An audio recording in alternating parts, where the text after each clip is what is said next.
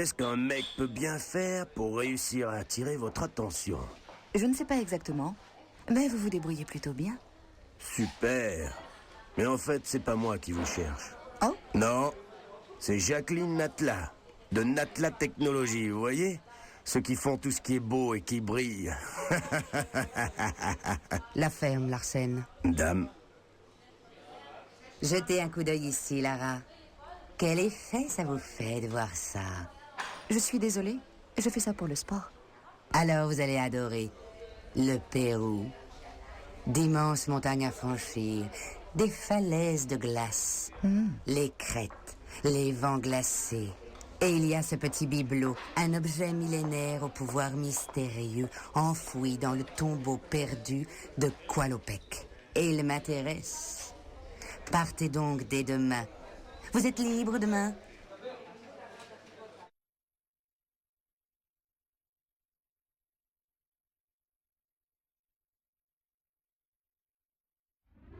Eh bien, salut à tous, c'est San. Aujourd'hui, on se retrouve pour un tout nouveau walkthrough. Il s'agit de celui de Tomb Raider sur PlayStation, sorti en 1996.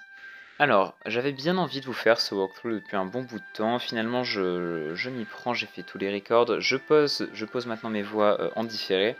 Donc, je joue sur PS3, c'est la version anglaise du jeu. Pour ça, donc, tout select game, tout ça, c'est de l'anglais. Il faut savoir que toutes les cinématiques, je vous les traduis, je vous mettrai les cinématiques en français évidemment. Ce sera plus simple pour vous pour comprendre. Je vous ferai évidemment les points d'histoire durant le jeu. Donc là j'ai un petit peu patienté dans le menu, donc il y a eu la démo qui s'est lancée. On va revenir dans le menu principal, dans l'anneau des sélections. On va ouvrir le jeu, on va commencer un nouveau jeu, je vais vous laisser du coup la cinématique d'introduction. On se retrouve juste après.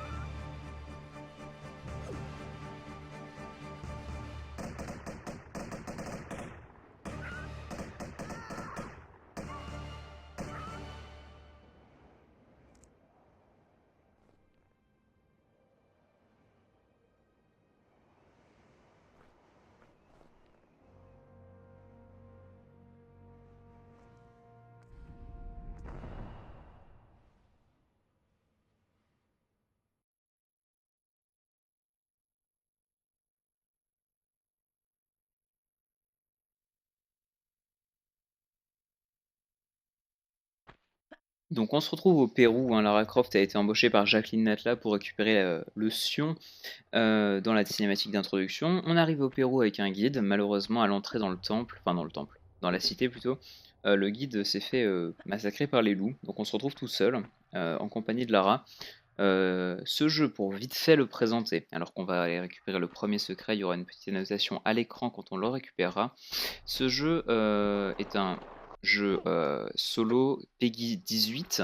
Enfin, Peggy 18, non, c'est genre 15 ans à l'époque, c'était pas les Peggy encore. Sorti en octobre 96 en France, édité par Eidos Interactive, développé par Core Design. Euh, voilà, c'est un jeu solo d'aventure, ouais, aventure-action.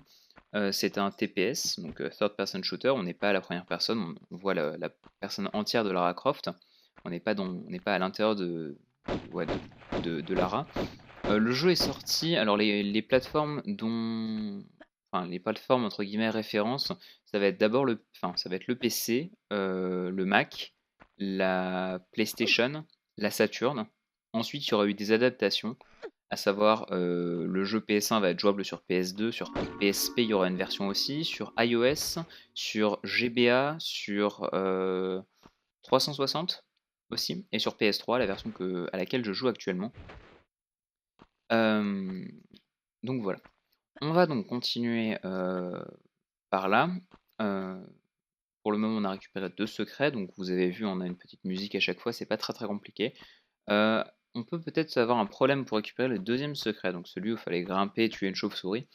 Pour vous expliquer vite fait, on ne peut pas sauter et agripper le rebord, c'est un petit peu trop haut. Ce qu'il faut faire en fait, c'est se plaquer contre le mur tout à gauche, appuyer sur le bouton action, la flèche du haut, et en fait Lara va directement sauter et accrocher le rebord en fait. Chose qu'on ne peut pas faire si on fait un saut et un accrochage manuel. Ici, on a notre premier levier qui ouvrira notre première porte du jeu.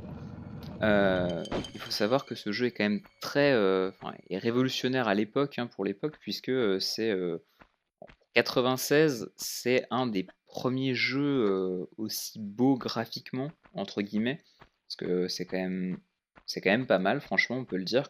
Les deux seuls problèmes sont les seins en forme de pyramide de Lara qui ont un peu choqué, on peut dire, et aussi le fait que dans les cinématiques, Lara ait une queue de cheval.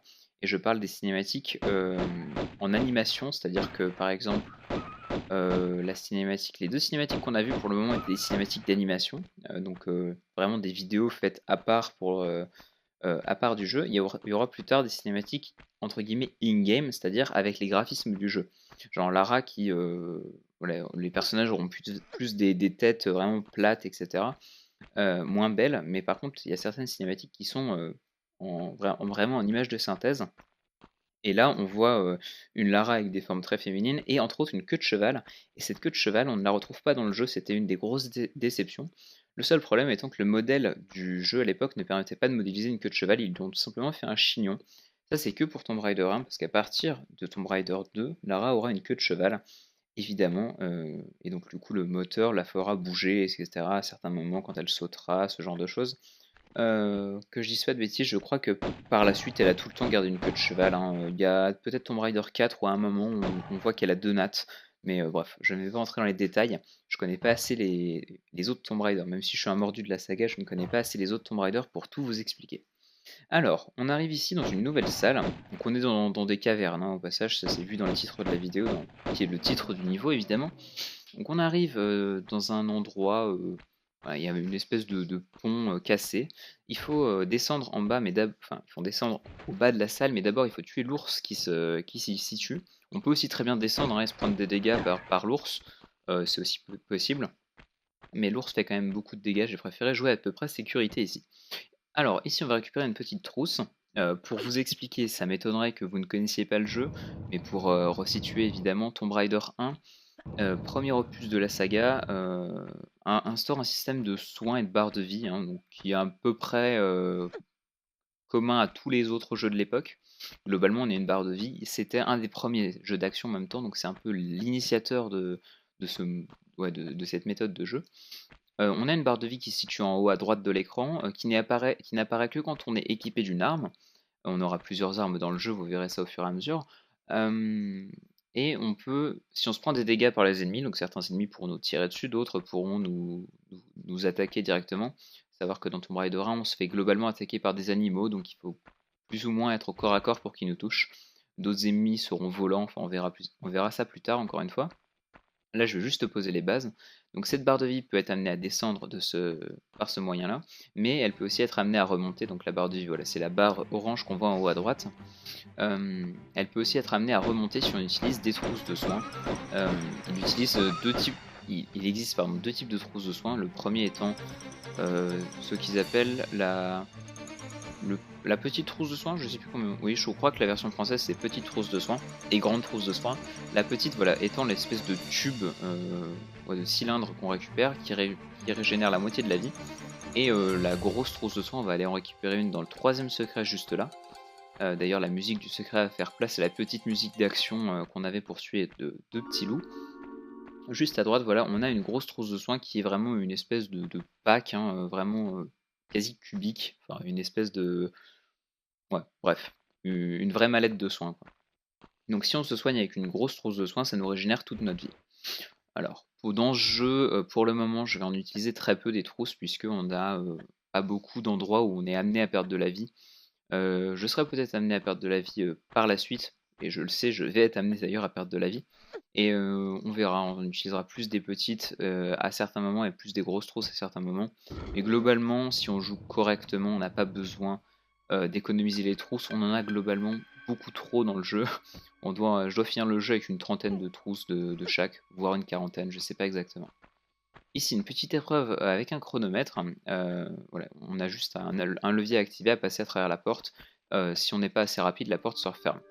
On va monter ici. Ici, voilà, petit piège dans les murs, on a des flèches. Bon, pas très méchant. Les flèches ne sont même pas empoisonnées. Elles le seront à partir de Tomb Raider 3, les fléchettes empoisonnées. Ici, un loup assez insignifiant puisqu'il ne nous fait aucun dégât. On peut le tuer tout simplement avant qu'il ait à se lever. On arrive dans la dernière salle du niveau déjà.